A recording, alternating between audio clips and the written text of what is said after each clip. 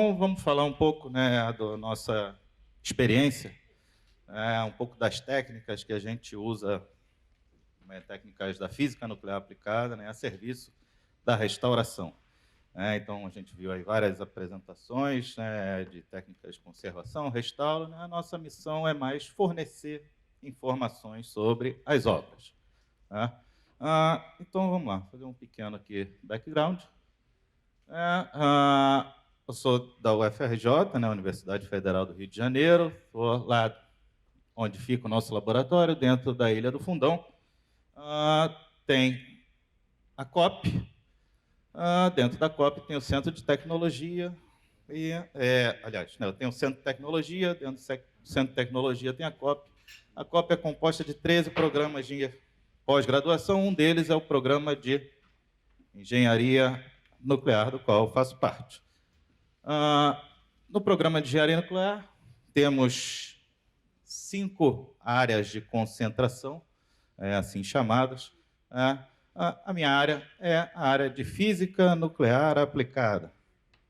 Dentro da área de Física Nuclear Aplicada, um dos laboratórios é o laboratório que eu trabalho, desenvolvo minhas pesquisas, orientações, que é aí o laboratório de instrumentação nuclear. Então, a gente trabalha com técnicas atômicas e nucleares, sempre voltadas para a aplicação.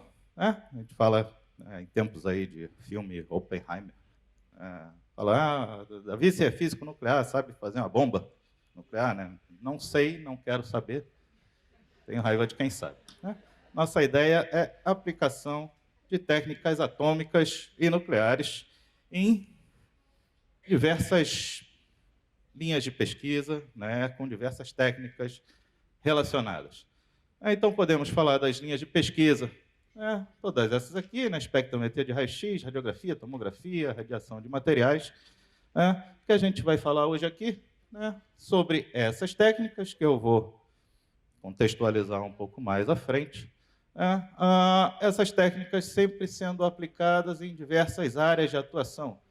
Trabalhamos com arqueometria, trabalhamos com a medicina, biologia, geologia, óleo e gás, na indústria de petróleo, proteção radiológica.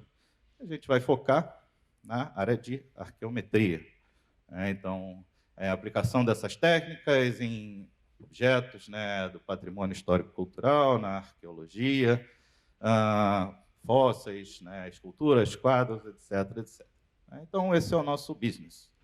O que a gente faz lá, uma das coisas que a gente faz é o que eu vou mostrar aqui.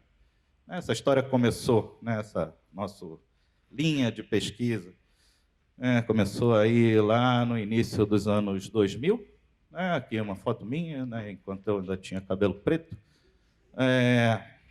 por volta de 2006, 2007, nosso primeiro trabalho com radiografia, fluorescência de raio-x também, no quadro A Primeira Missa do Brasil, que está aqui no Museu Nacional de Belas Artes.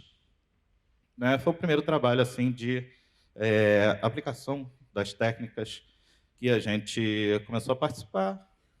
De lá em diante, as técnicas foram evoluindo, nós fomos aplicando em diversas outras áreas, e estamos aqui hoje. Então, tem bastante tempo já isso. Então, falando dessas técnicas de análise, técnicas de análise por raio-x. Raio-x é um tipo de radiação ionizante. Vamos falar das técnicas que eu separei aqui, voltadas, como estamos aí num evento de obras de arte voltadas para a igreja, então vou mostrar exemplos de aplicações em obras desse tipo. Então, as técnicas. Fluorescência de raio-x e suas subvariantes, radiografia, radiografia computadorizada, radiografia digital, o que a gente vai falar. Eu vi aí mais cedo um certo embate sobre arquivos digitais, arquivos físicos, qual que é melhor, qual que é pior, um gosta mais de um, gosta mais do outro. Eu gosto digital, a gente vai falar só digital. Nada físico, físico nosso ficou... Arquivos físicos já a gente não trabalha mais. Então, tudo digital. E a tomografia computadorizada. E eu vou mostrar por que a gente trabalha com técnicas digitais. O tipo de informação que a gente tem é muito mais precisa, né, com essas técnicas hoje em dia. Só para contextualizar, né, um background aí da técnica, né, a primeira técnica, fluorescência de raio-x. Aqui um exemplo bem simplificado de um átomo, né, um núcleozinho com elétrons. Esses elétrons, quando incide sobre eles um fóton de raio-x, ou alguma radiação ionizante, pode fazer com que esses elétrons sejam ejetados de suas camadas, né, de sua camada. Isso faz com que um elétron de uma camada, de outra camada, né, vá suprir, vai fazer essa transição para cobrir essa vacância. Nessa transição, a diferença de energia é emitida sob forma de radiação eletromagnética, fótons. A gente vai falar sobre fótons. Sendo que esses raios-x, né, esses fótons que são emitidos, são chamados de raios-x característicos ou fluorescência de raios-x. Né? E as energias desses raios-x característicos são bem definidas, né? São bem conhecidas para cada elemento da tabela periódica. Né? Então, cada elemento químico emite raio-x característico próprio. Então, com essa técnica, o que a gente consegue, a partir da detecção desses raios-x característicos com energias bem conhecidas, é determinar quais são os elementos que estão em uma determinada amostra. Então, a ideia é essa, né? A técnica fornece uma identidade dos elementos químicos. Então, a gente tem lá, né, bem conhecida, uma tabelinha periódica, onde a gente tem, né, aqui diversos elementos, onde a gente conhece as energias características. Dando um exemplo aqui do chumbo. Aqui o elemento, número atômico. Aqui as energias que a gente conhece, né, desses raios-x característicos, devido à camada K-alfa e K-beta. Não vou entrar em detalhe o que é isso. L-alfa e L-beta. Então, para cada elemento, a gente já tem essas energias bem conhecidas, né, bem caracterizadas. De forma que, se a gente detecta essas energias, a gente sabe qual é o elemento que está presente na amostra. Mas na prática, como é feito? A gente viu lá o elétron sendo ejetado, mas o elétron está lá e pula sozinho? Isso não acontece. O que acontece? Você precisa de uma fonte de excitação.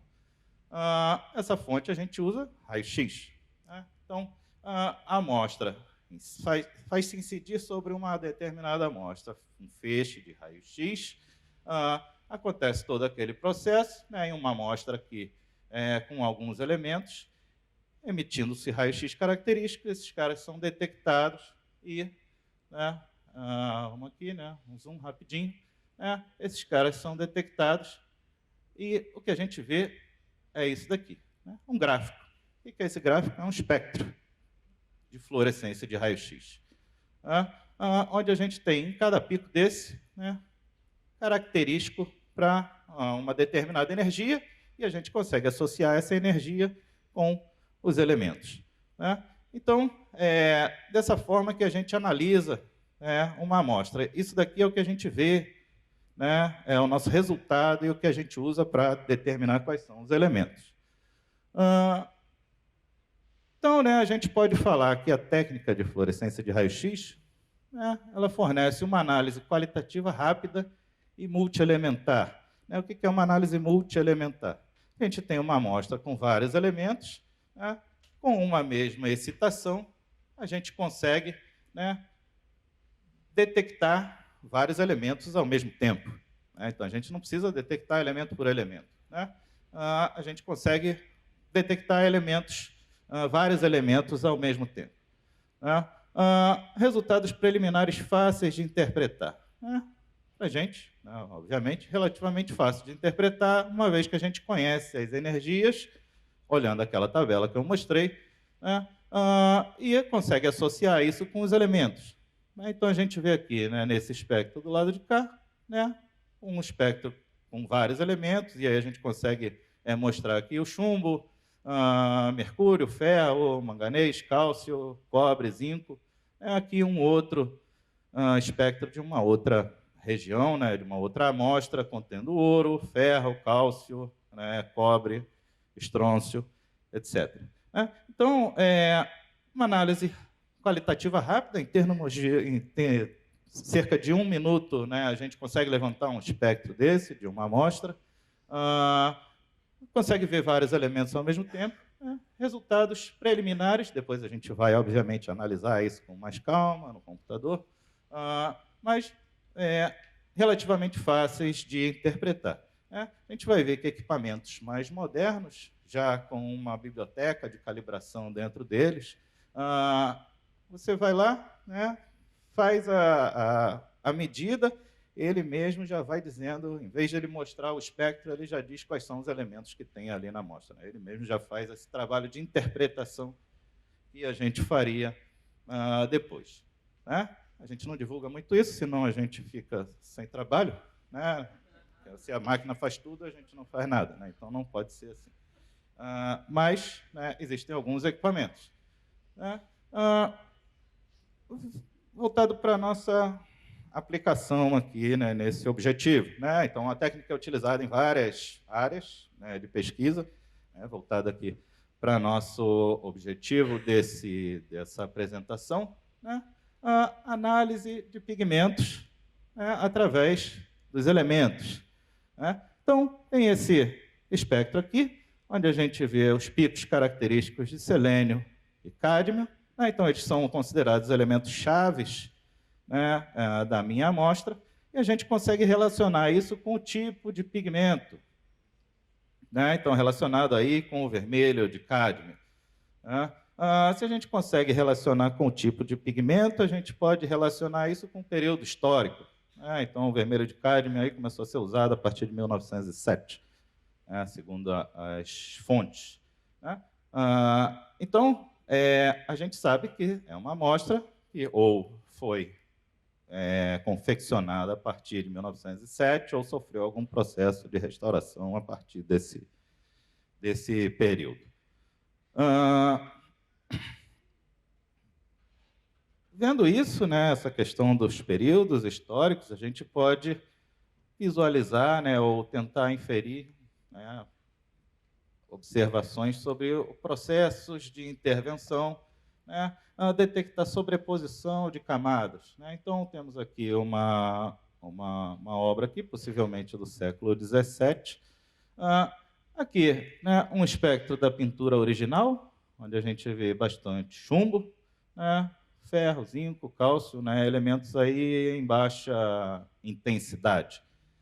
Aqui, numa camada que a gente detectou como uma repintura, né, a gente vê aqui uma alta intensidade de zinco, bário e o chumbo menorzinho. Né? Então, aqui, né, alta intensidade de chumbo, aqui alta intensidade de zinco e presença de bário, que são elementos característicos do litopone, que foi utilizado, né, a partir de 1874. Então, não pode ser, né, uma pintura, né, original da obra. Né? Além disso, observando aqui, né, a intensidade dos picos de chumbo, né, a gente vê que ela está bem menor do que na pintura original. Ou seja, tem alguma coisa por cima daquele chumbo que está atenuando a intensidade, né? Está reduzindo a intensidade desses fótons aí de raio-x característico do chumbo. Né? Ou seja, processo de intervenção, uma sobreposição de camadas sendo detectadas aí. Bom, vamos acelerar. Né? Além disso, né, a técnica, né, permite que a gente use equipamentos portáteis para análise, né, num museu, numa igreja, etc. Então, aqui algumas imagens do primeiro equipamento, né, que foi feito lá no LIM, né, portátil, né, e aqui ele sendo aplicado em algumas obras. Né. Essa daqui, inclusive, tem um pôster dela ali atrás. Né. Isso daqui a gente fez lá em 2000, e tem quase uns 10 anos que a gente fez essas análises aqui. Essa daqui também. Aqui, como eu falei, alguns outros equipamentos. Né, um equipamento aí de um tipo, né, que a gente chama de pistola, bem prático de ser usado, né, bem leve. Aqui está a mão aqui de uma das alunas aqui da nossa equipe, né, um membro da nossa equipe, fazendo uma análise. Pode ser colocado em um tripé para ficar lá fazendo a medida. Né. Então, equipamentos que a gente consegue levar para o trabalho de campo. Né? Aqui outros exemplos. Né? E aqui algumas aplicações. Né? Qual é a ideia? É a gente, através dos elementos, que são determinados através das energias, dos picos característicos, tentar determinar quais foram os pigmentos que foram utilizados, né, naquela obra específica. Então, aqui a gente tem alguns exemplos, né, não vou ficar falando sobre todos eles, para não ficar uma coisa repetitiva. Tá? Então, aqui a gente consegue, né, através aqui do elemento-chave, né, o arsênio, determinar aí o verde esmeralda. Aqui, elementos como o chumbo e o mercúrio, né, determinar quais foram os pigmentos que foram utilizados aí nessa região. Aqui nos óleos, né, característicos de óleos de vidro, né, elementos que aparecem quase sempre aí nos óleos de vidro que a gente analisa. Aqui os pigmentos da carnação. E aqui mostrando intervenções nessa pintura. Né? Então, a gente tem aqui chumbo, né? Tem zinco, tem titânio. Né? Então, pigmentos vermelho de chumbo, branco de chumbo, característicos lá da época da obra. E aí aparece aí o branco de zinco, que começou a ser usado a partir de 1850, então teve uma intervenção depois. Né? E depois disso, o branco de titânio, que foi detectado e começou a ser usado a partir... Estou certo nas datas, né? Tá confirmando aqui. A partir de 1921. Né? Oi? É mais ou menos. O branco de titânio, então, sugere-se que sofreu intervenções em momentos diferentes, né? Devido à presença desses elementos característicos desses pigmentos que só foram começar a ser usados em momentos, períodos diferentes. Né? Aqui do douramento, né, foi falado bastante aí, né, do douramento em outra apresentação. Né? Aqui as características, né, do ouro, né, do bolo armênio, os elementos chaves. Né? Aqui, novamente, da mão, né, também a mesma coisa da parte da face. Aqui do cabelo e aqui, né, desse pigmento aqui vermelho, né, onde o elemento-chave é o mercúrio. Né? Bom, então esses foram alguns exemplos, né, mostrando aplicações da técnica de fluorescência de raio-x. Né, o que ela consegue mostrar para a gente. Bom, seguindo agora com outra técnica, né, seria a radiografia. Né? Tenho certeza que todos aqui já fizeram radiografia algum dia na vida. Né? Viram lá aquela imagem, então todo mundo tem uma ideia assim, mais ou menos intuitiva de como funciona a radiografia. A radiografia é uma técnica de imagem por transmissão da radiação. Temos aqui um tubo de raio-x, um feixe de raio-x, um objeto, e aqui atrás um detector de imagem que vai registrar a intensidade de fótons de raio-x que é transmitido pelo objeto. Igualzinho lá no hospital, quando a gente faz a radiografia. Então, pus aqui uma imagem, né? Esse aqui é um corpo de prova que a gente fabricou lá. Né? Então, um corpo de prova, né? Um objeto de madeira, onde a gente consegue detectar, por diferença de densidade, né? Aqui a madeira, né? Na imagem, diferentes densidades. Né? Então, aqui a gente tem um vazio, né? Ou seja, não tem nada, ar. Né?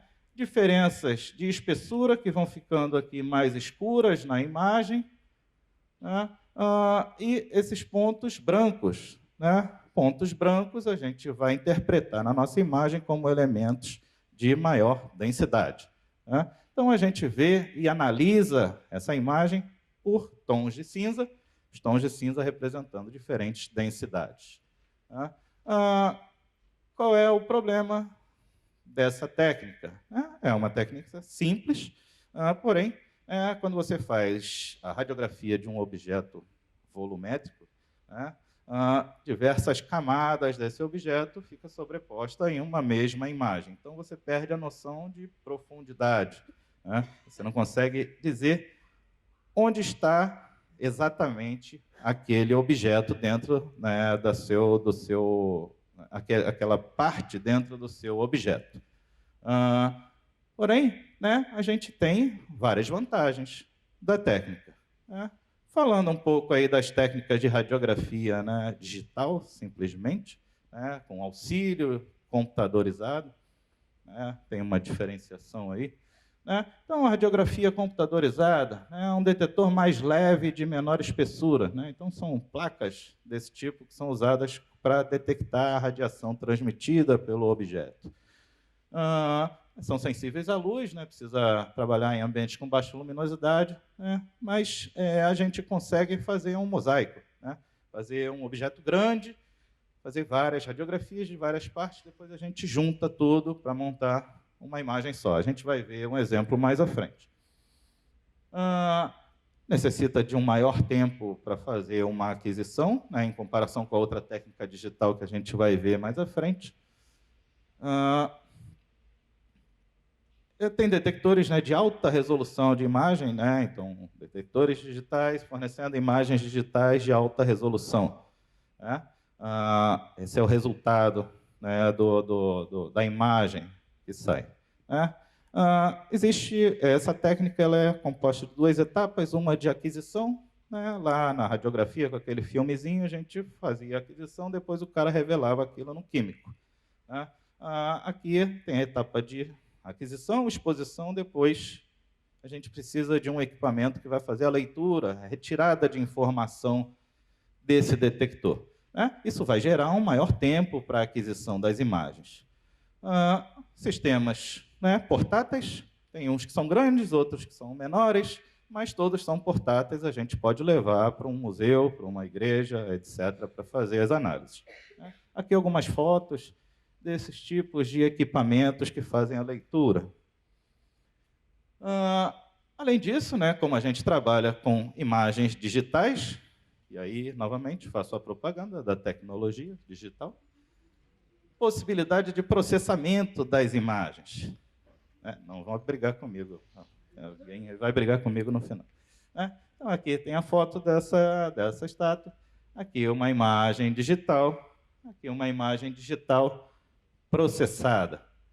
A imagem digital crua, a imagem processada, né? Não dá para ver direito aqui, mas eu juro que tem diferença.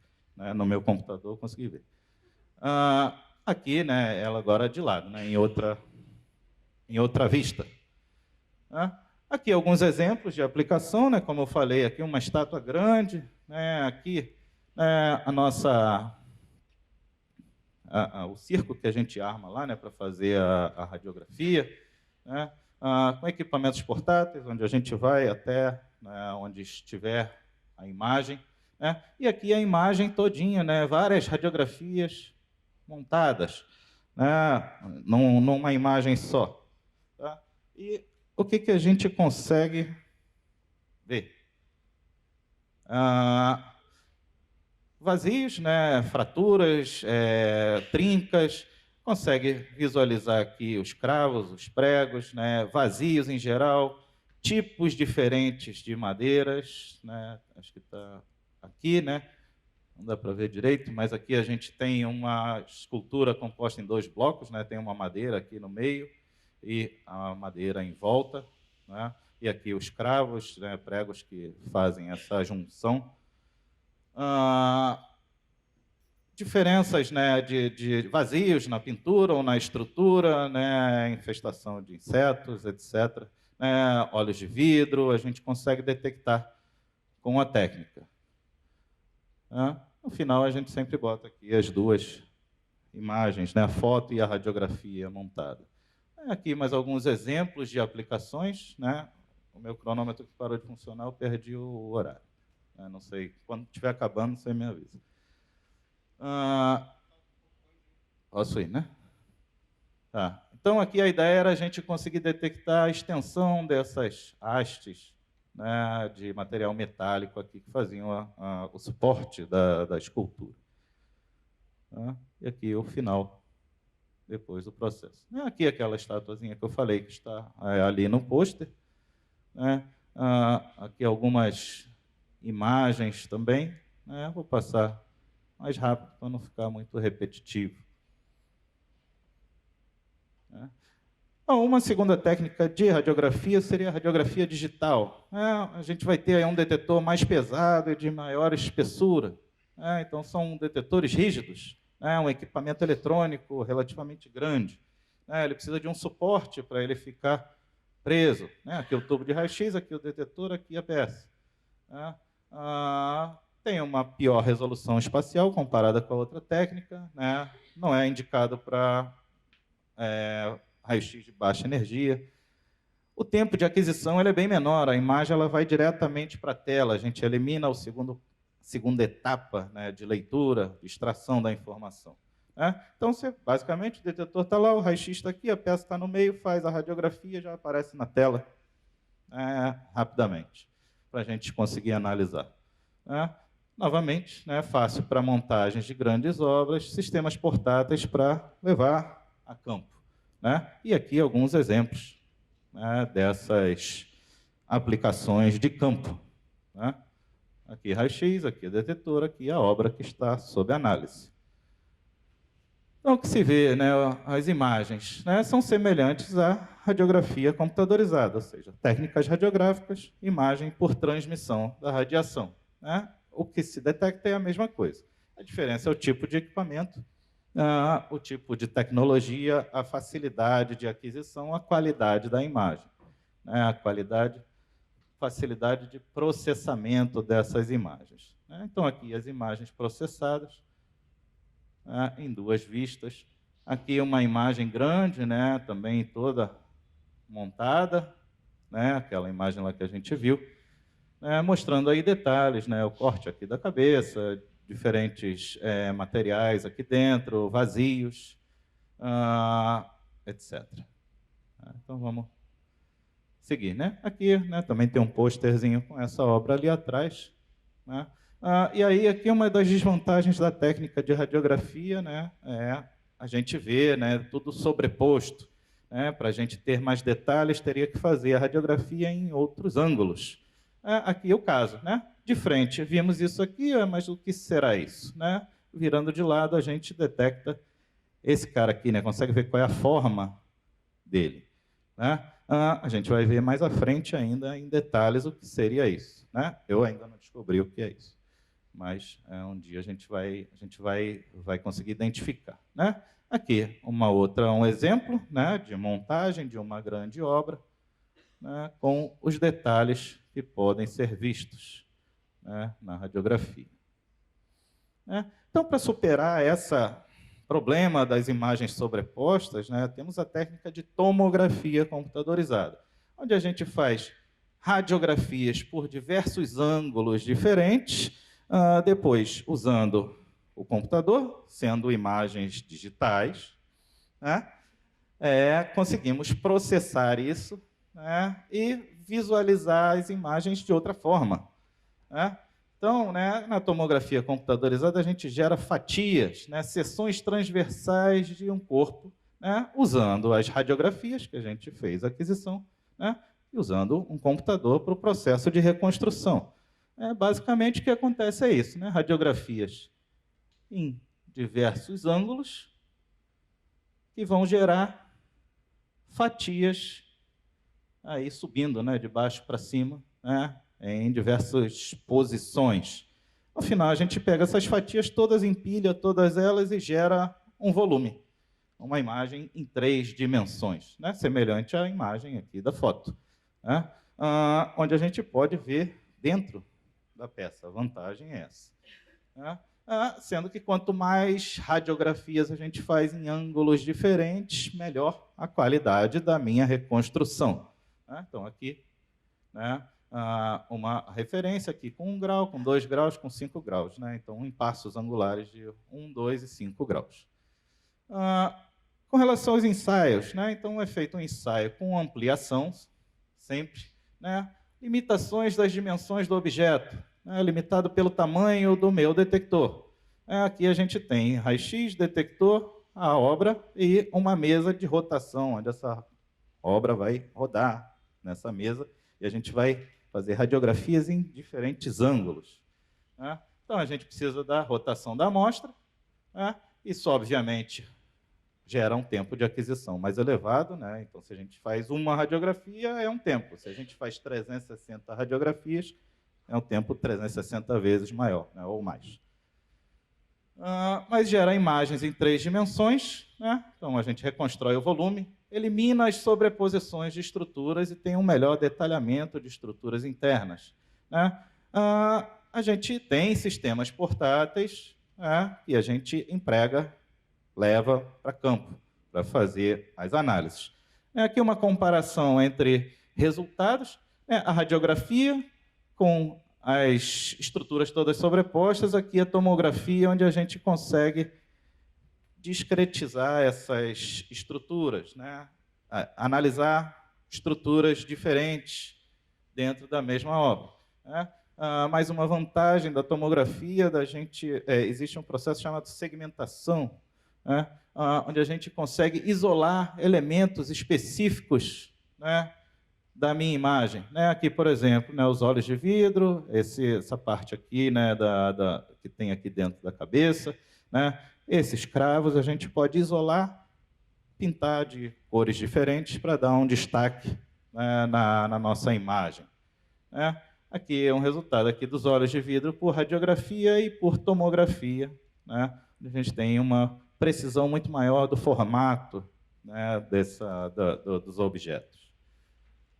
Então, aqui aquela mesma que eu mostrei, a radiografia, né? Aqui agora com tomografia, né? Onde a gente consegue isolar, né, as partes, e aqui eu consigo, né, determinar o que era aquilo que estava lá dentro, né? A gente pega esse que está aqui dentro, né, apaga todo o que está fora e mostra só o que está dentro, né? O que está dentro é isso daqui, né? O que é isso? Ainda não sei, né? Vamos descobrir em algum momento. Aqui outro exemplo, né, de segmentação de imagem, né, processamento das imagens digitais. Aqui, né, um outro exemplo, onde a gente focou, né, mostrei exemplos da gente visualizando dentro da estrutura, né? Aqui, exemplos de como a gente pode usar a tomografia para medir a camada externa, né? A gente consegue medir diferentes, né? A escala de cores não está aqui, né? Mas essas cores representam espessuras diferentes da camada, tá? Então aqui, né, você vê o cinza, né, que a camada está bem fininha, ou está sem nada, e aí vai subindo as cores, né, onde a gente tem espessuras maiores ou menores da camada externa. Uma subvariante da tomografia computadorizada, eu estou acabando já, né, seria a microtomografia computadorizada, onde a gente vai ter imagens semelhantes à da tomografia, mas com uma altíssima resolução, né, resolução da ordem de microns. A gente vê detalhes bem pequenininhos da imagem, né? Então, a gente tem ensaios com ampliação, mais um raio-x, microfoco, imagens de alta resolução, né? Sistemas geralmente são integrados, então a gente tem uma precisão muito grande na rotação e aquisição das imagens. O tempo total é elevado, obviamente, né, são várias radiografias, né, e depois o tempo de processamento. Imagens 3D, elimina a sobreposição de estruturas, porém, a gente ainda não tem, né, pelo menos não lá no laboratório, a gente ainda não desenvolveu um sistema de microtomografia para levar a campo. Então, a gente ficou limitado, né, no laboratório, sistemas fechados, né? Ou seja, tem uma limitação do tamanho da amostra. É um sistema de laboratório, a amostra ou o objeto tem que ir ao laboratório para ser feito, né? Então, são equipamentos robustos, aí, bem grandes, né, com diversas aplicações. E aqui alguns exemplos, né, de imagens com altíssima resolução que a gente consegue obter, né? A gente consegue aqui ver microtrincas, porosidades bem pequenininhas, né? Aqui não dá para ver, mas tem uma parte de madeira aqui que está pintada de azul, né? A gente consegue ver os veios da madeira, né? Aqui, né, diversos detalhes, né, regiões de vazio, né, consegue ver aqui os anéis de crescimento dessa madeira.